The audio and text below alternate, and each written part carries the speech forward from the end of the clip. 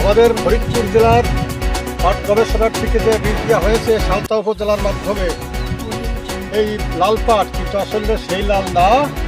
এই যে আপনাদেরকে দেখানোর চেষ্টা করতেছে, এই যে সেই পাট, এই পাশে আছে অন্য পাট, ইন্ডিয়ান পাট, আর এই যে সেই সবুজ সোনা 9 পাট। আমাদের কৃষক বিমত করতেছে যে এই পাট লাল হয়ে যাবে, আসলে লাল হবে না, এই পাট লাল হবে না, কিন্তু আসলে তো বাস্তব প্রমাণ কিছু পাইছি, তাই আপনাদেরকে দেখানোর চেষ্টা করলাম। দিদি স্যারও অবহিত করবেন এই যে আপনাদের সেই সবুজ সোনা পাট। এবং ফরিদপুরের বৈজ্ঞানিক কর্মকর্তা ডাক্তার মদিনা স্যার, এই যে আপনাদের, এবং মানিকগঞ্জ পাট গবেষণা এবং ঢাকা খামারবাড়ি দিদি ম্যাডাম নার্গিস আক্তার, ধন্যবাদ আপনাকে। এই যে আপনাদের দিয়া বীজ খুব ভালো পাট। আসসালামু আলাইকুম।